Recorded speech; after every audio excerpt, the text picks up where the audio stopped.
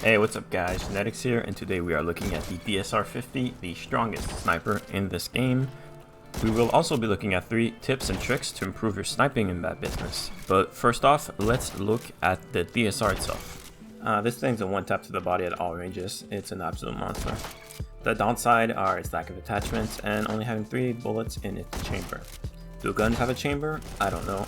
I'm not much of a gun guy, but feel free to let me know if my terminology is correct.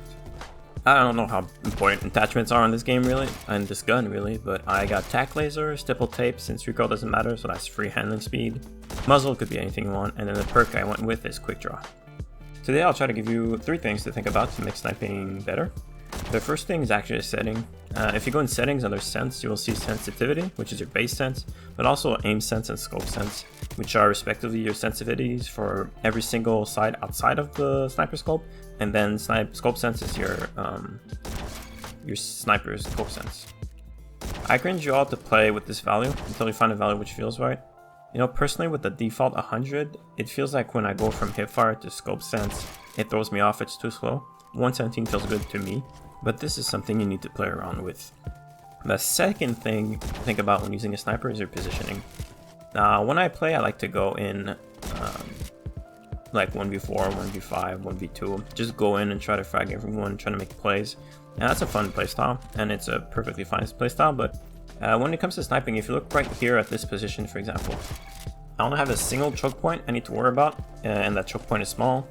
I can go and get some picks and fall back and just hold the choke while getting pushed. The shots are super easy to hit because I have high ground advantage, and my opponent's range of motion is severely limited, whereas mine is not.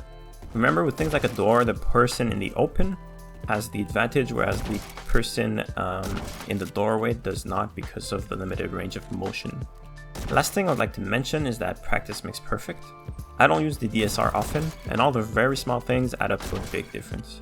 Some of these small things are stuff like awareness of how many shots you have left, awareness of the current situation, are you better off just pulling out their secondary or trying to hit the shot, and you know, the split second in which you think about that when you're not used to do it automatically is a big difference, can make a big difference in a super fast game like this one.